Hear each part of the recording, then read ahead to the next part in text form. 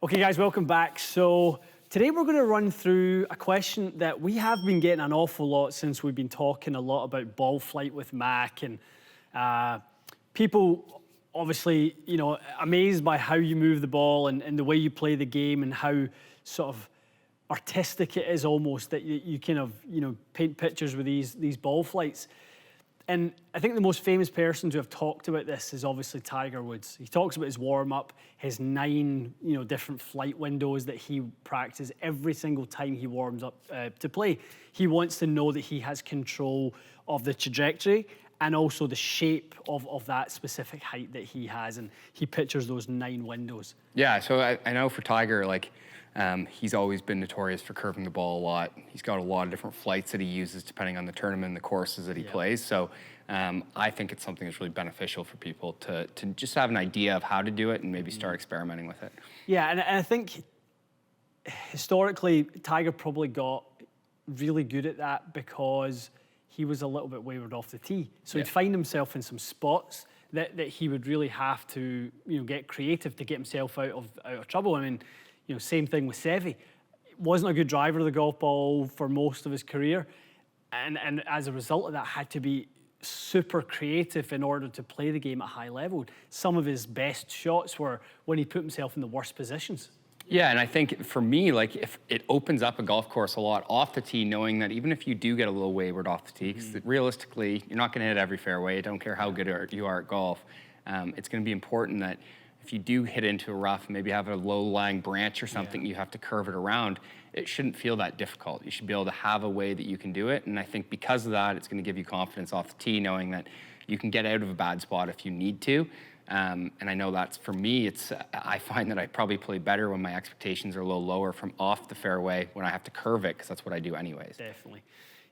I can't think of a time being on a practice tee deck where really I've ever noticed anyone practicing anything other than the same shot over and over again, right? And, guilty of that myself, standing on the range, kind of working on whether it be something, technique or a target.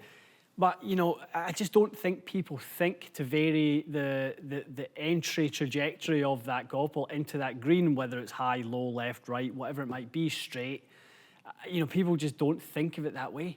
No, I think I would totally agree with that. And I think for me, I love working on contact if I'm on the driving range. So I'll do a lot of contact drills, but if I'm hitting full shots, it's rarely back-to-back the same one. It's always working on a different flight, different trajectory. Because for me, I think that's how I'm gonna go and play in the golf course. And I think it's important for me to play and practice the way that I'm actually gonna perform on a course. Completely. Okay, so we've picked a green out here at 175 yards. We feel like that opens up for you probably 5 different clubs, more than that really, but I mean, there's kind of 5 clubs that you could legitimately pull out the bag in certain scenarios, whether you need to flight it with a draw, a fade, high, low, somewhere in the middle, whatever it might be. You might be faced with a little wind into your face or a little downwind or something here, but we are going to try and kind of pick out these 9 flight windows with these 5 clubs. What do you have in there, 9 through to? Yeah, so the 175-yard shot, and I have 5 different irons that potentially could be in play. So 9, 8, 7, 6, 5. That's your 5 irons. Okay, and looking at those irons, if you were to say such a thing as a stock yardage, what would a stock 9 be? I would say I'm about 165. 60-ish? 60-ish, okay, yeah. 16 change. And then 5 iron out to what, couple, 205? Yeah, 205, 210, okay. Generally, yeah. So you've got a real range there, probably about 40, 45 yards. Yeah. And this is right between them. So you've got your kind of 160, 165, and up at 205, 210, and we're at 175. So most of these shots here are going to have to be doctored in some way in order to kind of, fit this hole. Yeah, definitely. Okay, let's start you out. So we're going to go low draw, low fade, low straight, mid draw, mid fade, mid straight, high draw, high fade, high straight. Yeah, so before I start with that, I think a common question I get a lot is, do you not lose a ton of distance when you're hooking the golf ball or slinging the golf ball? Right. You actually gain distance. So that's completely. Why I have a 9 iron here for a 175-yard shot.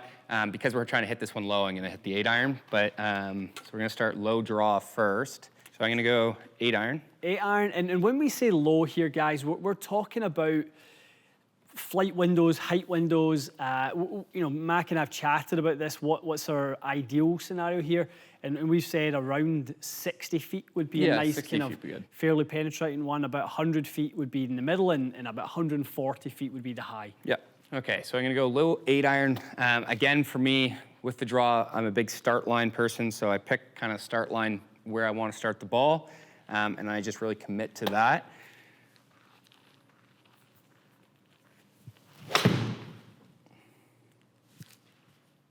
Beautiful, beautiful, beautiful. Excellent. Pitch that in there, lovely. Flight was 61 feet. Yeah, so I would say that's pretty much what I was looking for there. All right, give us the heart shape. Give us the opposite curve on this. Okay, so generally I don't curve my cuts as much with anything other than driver. So I'm gonna take quite a bit less club with this. I'm gonna go with a 5 iron. Okay. Key for me with this, choking down the club a little bit, ball position a little further back in my hands, and I really open up my stance. My stance is gonna be quite right. Kind of getting the feeling that I'm swinging down my foot line with very low hands on the follow through. So it's almost kind of like a full swing chip, essentially, is my feel. Okay.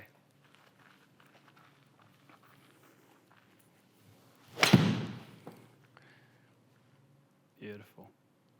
Okay, so I do find on the screens, generally the ball doesn't curve as much, but I'd be pretty happy with that. Totally. Again, lovely height. So same yardage, you've had an 8 iron for the draw because you're de-lofting it. You've hit a 5 iron with the fade because you're adding some loft. Yeah. And you can kind of see them meet in the middle. That's a, sort of turn it around so you can see, but that's a pretty cool screen. To see them meet in the middle like that. 54 feet, actually went a hair lower, so you've come out on average at 58, fantastic. Okay, split the middle there with those two and give us a straight one. Okay, so I'm gonna go, this would be a stock shot. If I'm forced with a straight shot, my straight shot, it's kind of like what Bubba Watson used to say, his draw is actually a 5-yard cut. Right. So for me, it's a little cut, pretty, I'm gonna go with a 6 iron. Just slight cut feel, but it should be pretty straight because it's like a little push fade. Yeah, that's really nicely played. Short, probably could have given it a little bit more, but right idea though, because if you're going to get it to come in, you have to have low, it. You've got to get it landing before it. So 51 feet controlled that nicely. 6 iron loft at 31. And the dynamic loft came in there at 17.8.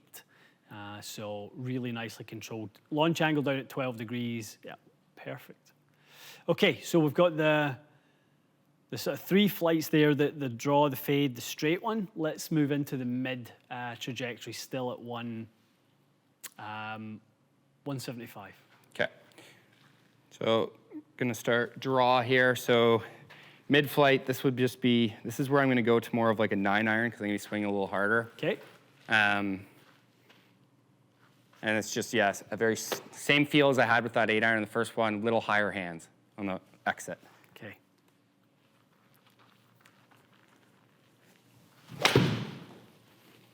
It's quite amazing how comfortable you are with the draw. Yeah, with the irons, it's pretty natural feeling for me. It's the slinking. Right? That's it. Slinking. That was 97 feet. We're shooting for 100. Yeah, so 100's pretty, I would say 100's on a standard shot, if I'm like hooding it a little bit, would be about 100 feet. Okay, let's pop into the fade. Yeah, so I'm gonna go 6 iron. Exact same feel as I had as last time. Ball position, I'm gonna move fractionally up, still gonna stand open. I over-exaggerate an open stance for these cut shots just because I like the feeling of swinging down that foot line, holding my face pretty still.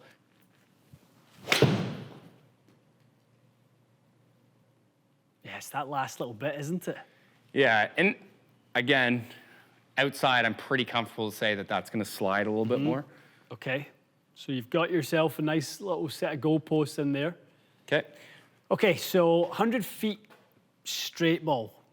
Your most challenging trajectory. Crazy enough. This would be kind because it's just like the most normal golf shot, I guess. So for me, this would be a bit of a challenge. The stock kind of 8-iron draw, so I'm gonna go to a 7-iron because again, it's like that slight feeling of hitting a little, almost a push fade. That's how I feel my straight shot. And if your straight one cuts a little bit, you're not upset with that. No, because generally that means that like I just rotated properly and I didn't just like flip it to go straight. Okay.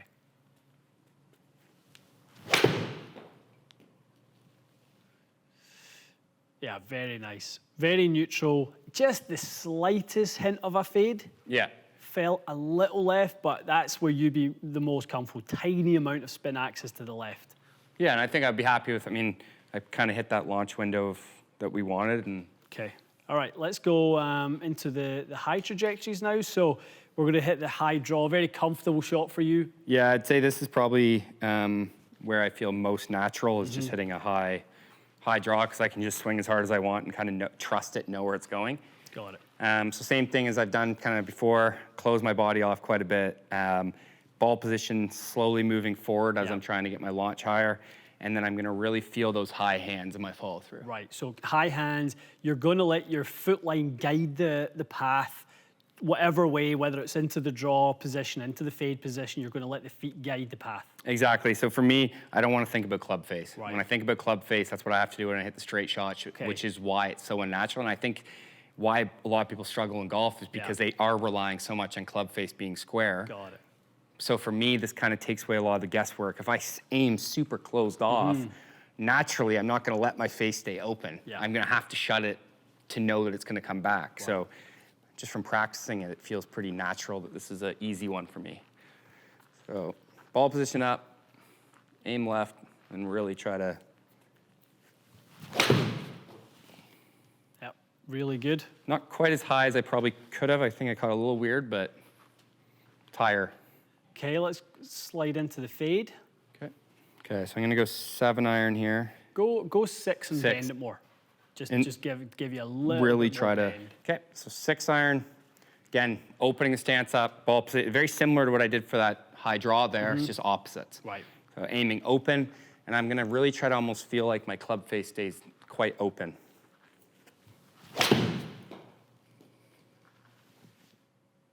And that's pretty perfect. Landing super, super soft. 54-degree land angle, 144.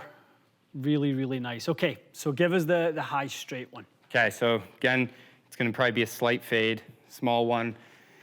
It's the only time that I'm not gonna stand super, super open or closed. I'm gonna be fractionally open. That's just the feel I need. Okay. Ball position's gonna be up. And I'm gonna feel like I can almost hang behind it a little bit. Again, most people, I would say, are too steep on it or hit up on it too much, but I'm gonna feel like I'm a pretty neutral attack angle in this.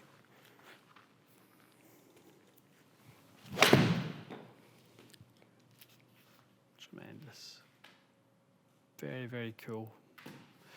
I mean, what a way to calibrate yourself before a round. You know, getting out there and kind of hitting all 9 shapes. You know, that's so good to see that little tight dispersion of where they've all ended up. Average height 131. We can see 131, 144, 118. It's so good. Really is so good. So, let's see, standard deviation on carry, really with the exception of the low one, which has to be low in order to hit the green. Yeah, exactly. But, you know, your standard deviation on those carry distances is really, really tight. Yeah, I just think it's going to elevate people's skill level. If you really want to learn or improve your skill set, if you want to learn to control your irons, what a great way to do it. Go into the range with a view of trying to establish, maybe like you have, you know, how comfortable you are with the draw, a favourable side, and then, but still being skilled at moving it the other way, and then neutralising it when you need to neutralise it. Yeah, definitely. I think for me, it's when I'm on a range, I'll pick a start line flag, a finish line flag, and really just be conscious of starting it at that start line. That's what I do to kind of get it, and then I try to elevate it, low it, or keep it low, kind of depending on what I'm trying to do with it. But I think experimenting and finding what you're capable of is important because people don't practice it, like you said earlier. Everyone just goes and tries to hit these perfect shots in the range, but they don't spend the time to actually try to work on working it both ways, high, low, medium, kind of different launch angles. It goes back to being a kid. You know, when you're a kid, the objective is to have fun. That's your objective as a child, to use your imagination and have fun. The minute that golf stops being fun is when people stop doing things like this, right? And they start playing the game so concerned about the score every single time. And, you know, unless you're playing for a living, you shouldn't be always so concerned about the score. There's an enjoyment level to this game, and being able to pull shots off, whether it be one shot that you pull off like that, that can make your day. Even if it's not the best score in the world, and you know you hit that one shot, you go, that's exactly what I was trying to do. It puts a smile on your face. Yeah, definitely. And then honestly, though, if you miss a fairway and you're behind a tree and you hit that one shot that maybe saves you 3 shots, because you are confident enough to pull off like a low draw or something to curve around a tree, I think that right there is enough to make it beneficial for people. Most people aren't hitting 14 fairways in a round. They're probably hitting 4 to 5 fairways in a round and are behind trees or having to take weird lines at greens that aren't intended. So having different kind of shots in your toolbox, I think, is pretty important. Definitely. Okay, guys, we're spoiled. We've got Mac who can demonstrate these things so easily, and he's been doing this for a long time, so that's why he makes it look so easy. You know, quite amazing just to see. You know, the proximity of that green is really quite small, and all those trajectories landing within that, and then you can see the variable, you know, the height of them in there. It's really, really cool to see. We really encourage you guys to go out and try the same thing. You want to try and master it on the range, though, before you take it to the course. And then once you start to get pretty proficient on the range, you know, and you're maybe not in a competition or something, then start to try and get those you know, the right time to hit these different trajectory windows. And I really think it will help you lower the like Max says, your score on holes where you maybe get in some trouble. It will maybe help you access a pin that would otherwise have been tucked, because I know that's something you feel like with your shapes. There's no pin is safe, you know, when you've got all those 9 ball flights.